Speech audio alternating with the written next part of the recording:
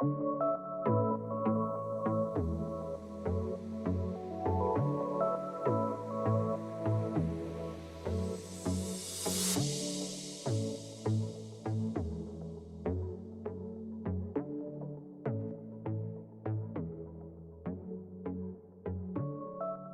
everyone. Welcome back to the Nuance Needed podcast. Before we dive into this episode, this is part 2 of our 2-part series on people pleasing. So go back to the episode that was released yesterday in order to fully understand where we're coming from, because we stopped this in the middle of the conversation.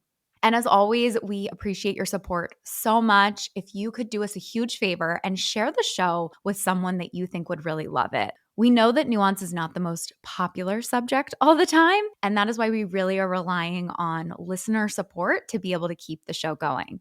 Thanks so much, and let's get into the episode. Something else that I notice as well is in the people pleaser category is the over apologizing. Yeah. And saying sorry for everything. And the reason that sticks out for me is because that was something that I did. I can remember, there's this one moment that really sticks out to me. I probably would have been, I was 8. And so Alex, my brother, would have been 5 and a half, right around there. He would we lived in a cul-de-sac at the time. And sometimes he would run across to the other house. And one time I was outside, and this can kind of be seen as problematic, but we've dealt with it. My dad was outside working and I had come out to play, but then he put me in charge of watching Alex. Okay. And so he was cutting the lawn or something. I don't know. And I had stopped to do something with my little friend who was next door neighbor, and Alex had gone across the street, and he was trying to knock on the person's door. And I panicked, and I ran over, and I was I'm sorry, I'm so sorry. I'm sorry, he knocked on your door. I'm sorry. And I remember the neighbor. I don't even remember the neighbor's name. I don't remember who this was, but I can see their face. And they were they literally grabbed me and they said, "Why are you saying sorry?" And they were an adult, right? And I was I'm sorry. And they're stop apologizing. Now, this is probably a bit of an aggressive take for an adult to about an 8-year-old. That's... Yeah. But whatever. Sorry, I was annoying them. But Don't say sorry, Sam. Sorry. I was like... But anyway, that moment sticks out to me because when I, shoot forward 2 decades and I start kind of really unwinding some of this work from being a kid, I would look back and when my friends would come over, all I would do is say sorry. I'm sorry you did that. I'm sorry. When we were out in public, I'm sorry. And what I realized was I knew some of the behaviors that he had they just weren't normal. Yeah. They weren't socially appropriate. They weren't okay. Yeah. And so what I would do is before anything would even happen, I would be apologizing to lay the groundwork to protect him, but then protect the people that were being quote unquote exposed to him. Yeah. And it was so confusing to start unwinding from that because for me, what I learned was that I had realized it wasn't a guarantee that we would be accepted. Yeah.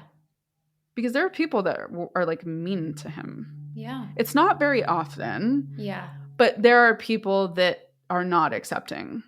I don't have to apologize for who my brother is if he has not intentionally caused harm. Yeah. And so I bring up this apology thing because I had to do a lot of work around I don't have to apologize for my existence. Yeah. I don't have to apologize because I have a need. I don't have to apologize because I've made a request of someone or I've asked something or even sometimes making a mistake. Yeah. I've had times where I've, missed something at work or something went wrong. And I was just oh my gosh, thanks so much for catching that. having that approach helped me kind of like work through, like there are times where you really have to say sorry. You say something stupid to someone, you get in a fight, you disagree. Yep. And words are shared, or like you actually literally cause someone harm, and someone comes to you and says, you doing this caused me harm in some way. Yeah. Right? Then, okay, yes, I'm so sorry. I will do better. I accept that you will be uncomfortable with me for some time, and that's okay. And it was really empowering to recognize that I didn't have to own this all the time and just be so apologetic for my, taking up air on earth. Yeah. I know I share that kind of like long-winded story because I know there's so many women that feel obligated to say sorry all the time. Mm-hmm. And they apologize for things, and I didn't mean that, right? Mm-hmm. And it's like, just, you don't have to apologize because you exist. Yes. Yeah, I think that's a really important, and I think that is sort of a tangible thing people can do, is notice how much you say you're sorry and start practicing not saying it, and notice how uncomfortable it is when you don't say you're sorry and things like that. And I'm sure people can also relate in terms of, having kids and feeling like, it's something I definitely struggle with the toddler, of like being upset about taking up space and struggling with that. And, I think that a lot of us do feel like we're not allowed to take up space, or we're not allowed to say no. Practice saying no. Yep. However many times a week, 5 times a week, whatever. And like, let's talk about how uncomfortable that is for you and what it's like, because there are certain skills, especially communication skills, you're going to have to learn to be able to break out of people pleasing. And really what we're talking about is like self-advocacy. Yeah. Right? Like if you are learning how to express what you need, that is advocating for yourself.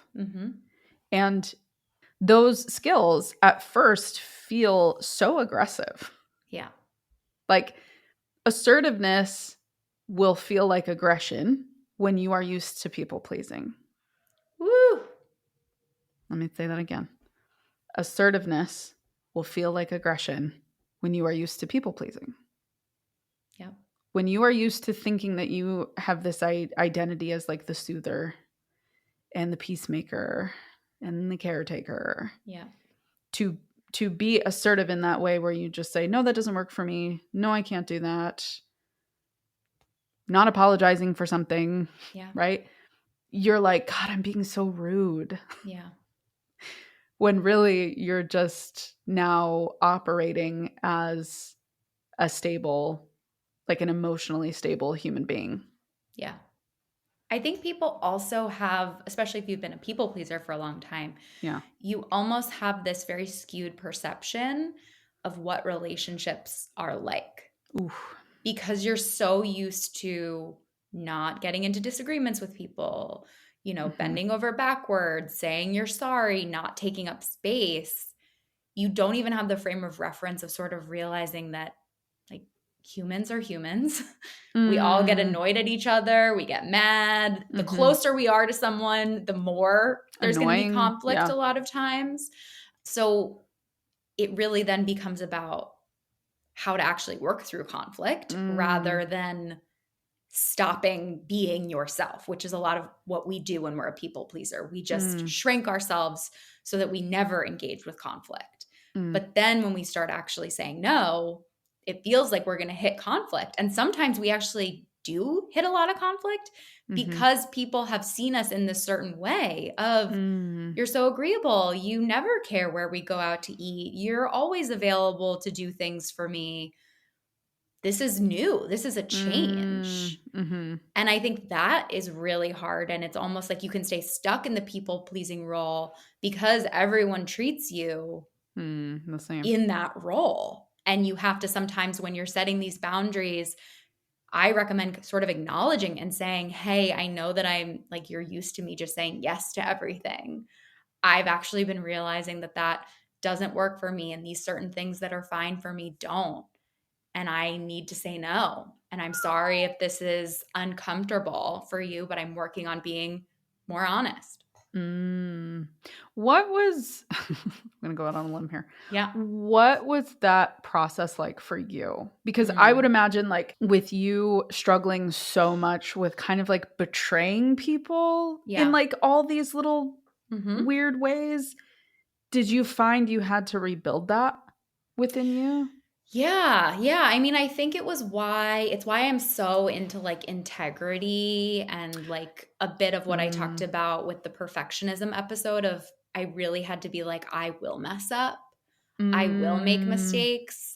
So instead, I just have to like commit to getting right with people when I make mistakes. So you really had to work on like the repair piece. Yes.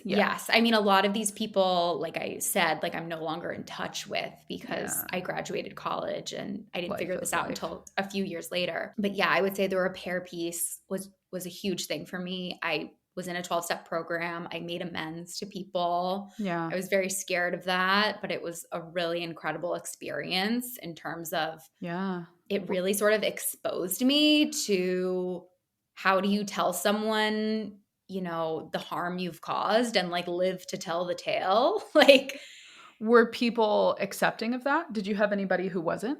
I did. I had a couple people. Part of the process, I mean, everyone who's in a 12-step program sort of does it differently depending on you know, your sponsor and life and all sorts of things. And some people have really rigid rules about, are you allowed to tell someone on the phone or does it have to be in person? Does it have to be in person? Which I kind of roll my eyes at because I'm just like, if you have to tell everyone in person, you're going to make very few amends.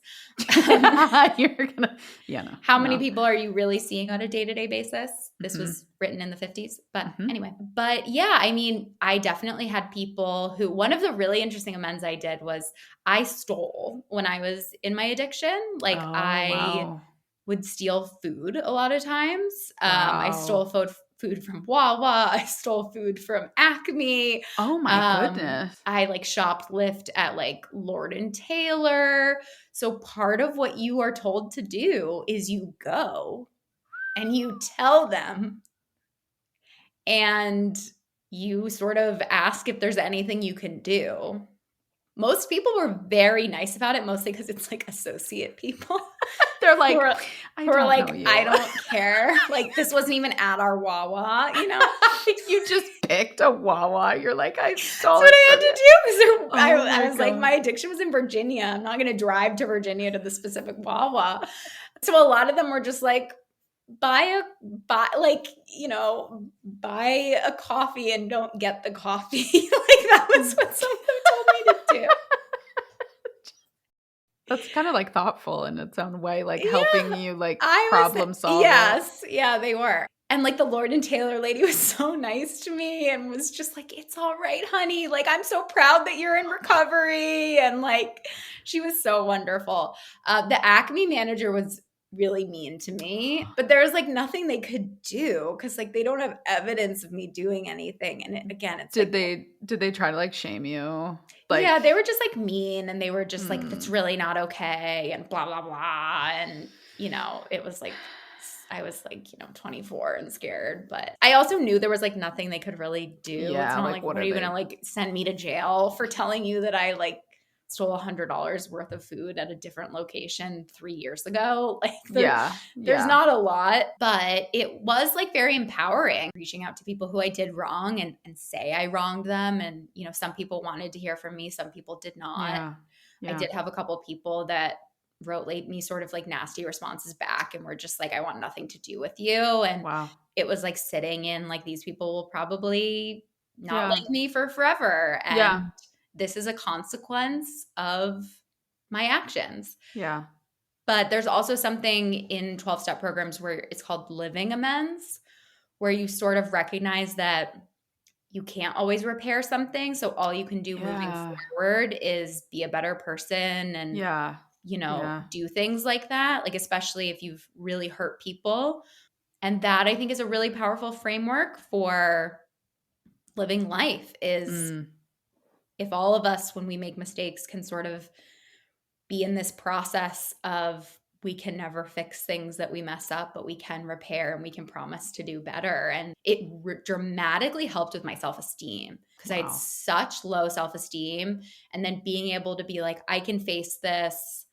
I can do anything in this sense. And I can actually really tolerate people not liking me. It gave me so much confidence. And that is one thing I really want people to know is when you are confining yourself to, whether you're being a chameleon and you are afraid to say no and you're afraid to stand up for yourself, you create this environment where you don't feel good about yourself because you think that people only like you because of what you provide for them.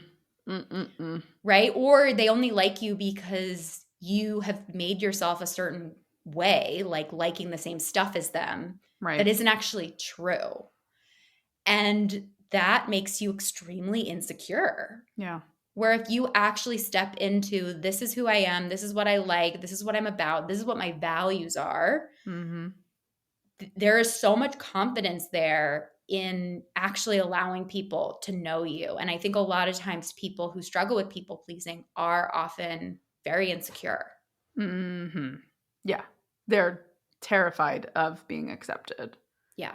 And I think part of why we're kind of sharing these more like personal anecdotes is because we want to show like if you learned people pleasing, it's just because you learned people pleasing. Yeah. And your job is to find out what your why is in order to figure out what it is that you need to heal and how you want to change it. Like, because it's exactly as you said, like if you are struggling with this like really deep sense of insecurity and this feeling like you're never going to belong, it's devastating to realize that you have believed the only way you could belong is to betray yourself. Yes. Like that's heartbreaking. Yes. And I can say that's heartbreaking because I think that's kind of what I realized. Yeah. Right? Like there was only one way I could be in order for people to like me. Yeah.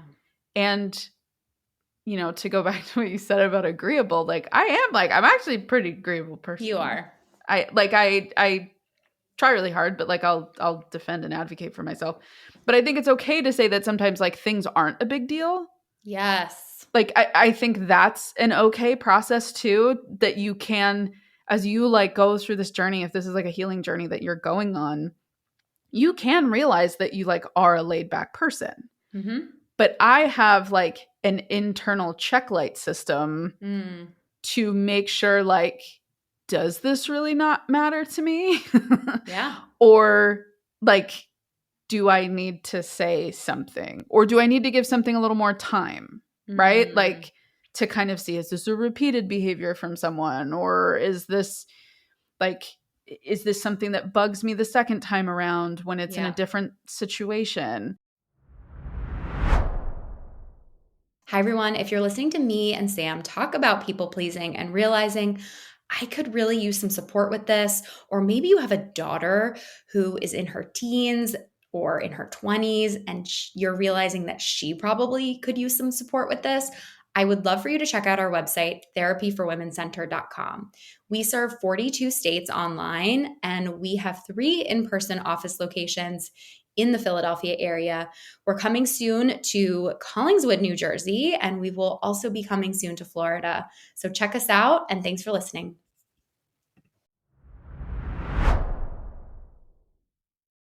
Or maybe like there's things that you realize in your relationship that maybe you've like tucked up in your mind are a big deal, but actually you don't care about them. Like you truly don't, but you're wasting energy on trying to force yourself into caring about those things. Yeah, like especially if you see on social media that people are really bothered by certain things. Yeah. Like I think about in relationships, right? People talk about like their partner does this or that, and not like there are certain things like my husband does that I think would really bother a lot of people, and I don't care. But I also do really bothersome things too. Like I am very controlling over the TV.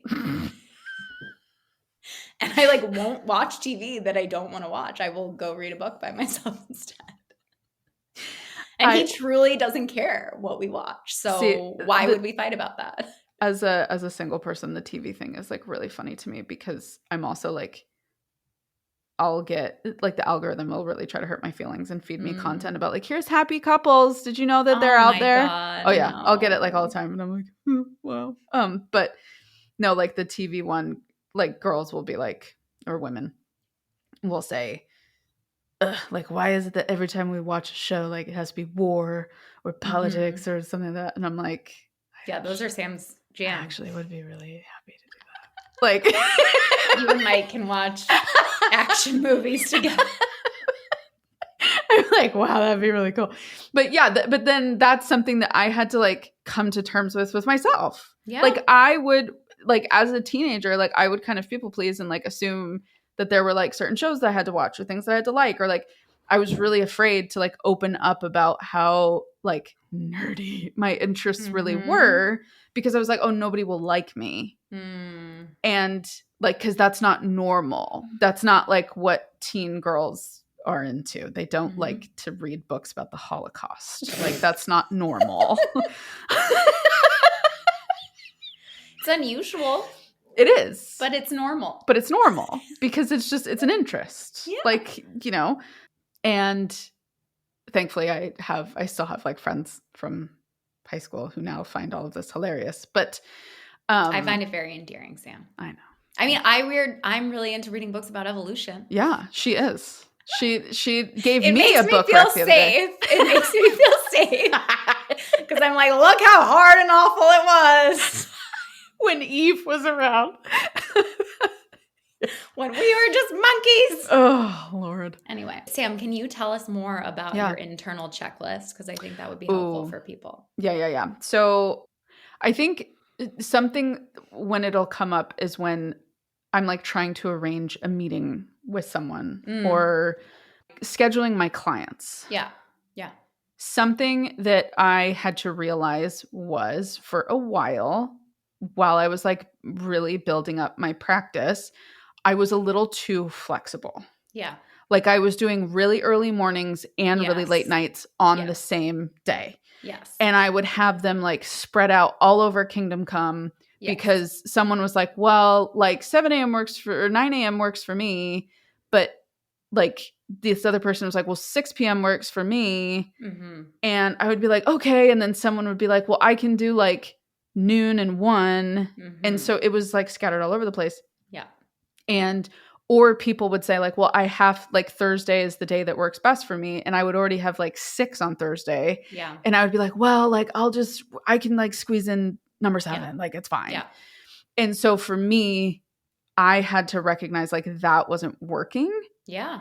And so what I started asking myself was, what am I afraid of here? Like when they say to me, now again, also, if you are a client of mine listening, I hold you not responsible for this in any way, shape, or form. Yeah. This is me. Was like my internal struggle. But when we would get to the end of the session and we would schedule, I would say, and I'd be like, okay, what works for you? Yeah. And they would throw something out. Yeah. If what they threw out didn't work, I would find myself finding a way to make sure that it worked. Yeah. Because I was afraid that if I wasn't flexible, they would fire me. Yeah. Yeah. And I realized like, well, first of all, that's not fair to my skills. Yeah. And also that's not fair to them. Yeah. Like I'm putting on them kind of this like concept of like, oh, they're going to like stop. Like, well, I think you're highlighting something really important too, Sam, that we didn't discuss. Yeah. That when we just bend over backwards and say yes and then feel resentful, like people are frustrated because they're like, I didn't know that you were frustrated. I would have been fine with this. Yes. And we're like, we assume that we know what other people want. Yes. A lot of times. Or we assume that we're a bother. We assume rather than, and I think it creates this interesting thing that I talk a lot about where it's like no one is responsible for themselves, but they're responsible for other people. Like you don't tell people what you want, but you assume that you know what other people want. Right. And instead what we all need to do is just say what we want. I know. And ask other people what they want. Then see if it works out. And if not, then we can negotiate. Yeah. And figure it out. Where I think there's a ton of assuming that happens with people pleasing. Because we really doubt people's also ability. And it's kind of like patronizing in some ways sometimes, that we doubt that someone can work with us, or we doubt that someone can't handle how we feel or think.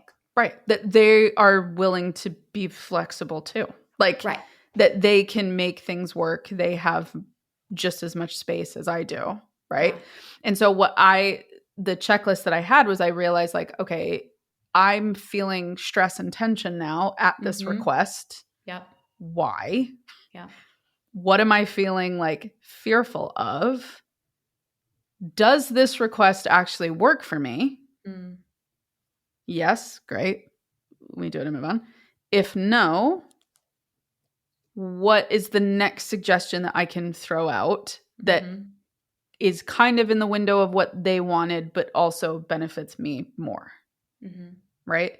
And now I've been able to kind of like narrow down my schedule into something that I like, and something that is sustainable for you long term, because that's the other thing, right? Yeah. We do these things sometimes that are not sustainable. Right. Get resentful. Right. And then we have to like leave a relationship or do something dramatic because we're like, this doesn't work for me. And meanwhile, the other person is like, I had no idea. Yeah, that this was a problem. Right. And the bitterness, I'm so glad you brought up like the bitterness and kind of resentment component, because I think so many people who are people pleasers walk around pissed. Yeah. And they can't figure out why they're so angry. Yeah. And it's like, well, you're angry because you keep betraying yourself. And you're angry at everybody for not reading your mind. Yes. Exactly. And that is not fair. Yeah. Like that's not fair behavior.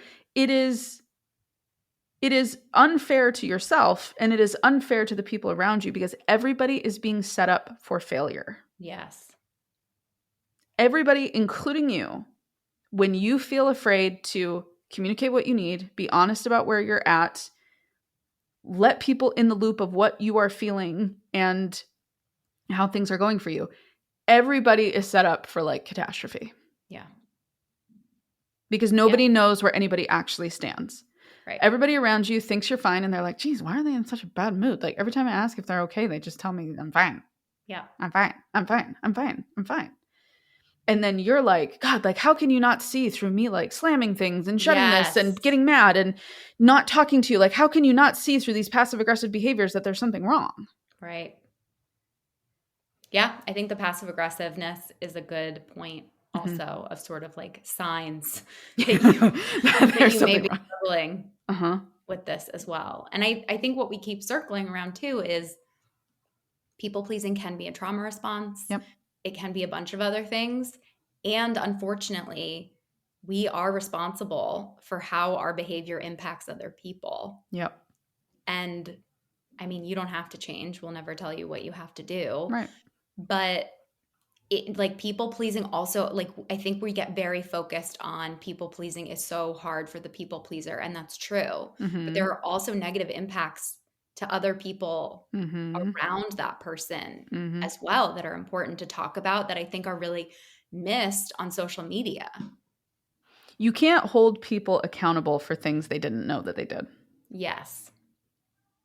That's just not fair, because you are not, and I've had this conversation sometimes with people where they're really upset with someone about something, or really frustrated or hurt, and rightfully so. Like the reasons are absolutely 100% valid. And then I'll follow up with like, well, so what did they say when you told them? And they're like, well, I didn't say anything. Yeah. And it's like, well, okay, so how are we going to fix this then? And then they're like, well, I guess I just have to get over it. And it's like, how's that worked for you? Yes. And there's absolutely space to like, quote unquote, let something go, right? Like absolutely part of this process is learning to release things that aren't yours to own. Yeah. Yet if you find yourself like circling back to the same problem, but you're not communicating to the person that has been causing the problem, you are remaining in a self-fulfilling prophecy that you're upset about something and then it happens again, but then you're upset that it's happened, but then it's happened again, but then you're upset that it's happened, but then it happens again. And so you have to be willing, especially if we're talking about like this through like a conflict lens, you have to be willing to allow other people the chance to repair with you. Yes. You cannot assume how they will respond. You cannot assume what they will say. You can't like argue with them in the shower in your head for days on end. You have to give them the chance to live up to the standards that you are wanting to hold them to. But they have to know what the standards are. Yeah. And if you try a bunch of times, yes, or there's abuse going on, yes, there's other things, yes, then for sure, we're not going to say you have to confront every single person. Right.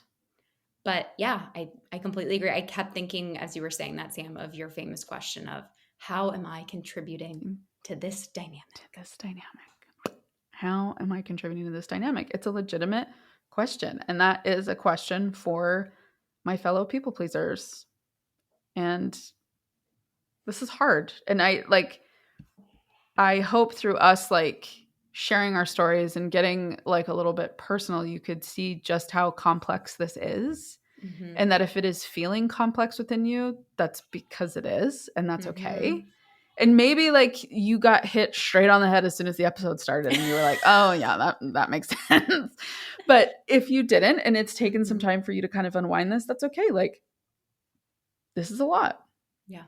You know, I'll close by saying, I don't know if any of you have seen the viral TikTok post of, rightly so, someone bringing up a good point about, you know, everyone who says they're a people pleaser, are you actually pleasing the person? Are you actually pleasing?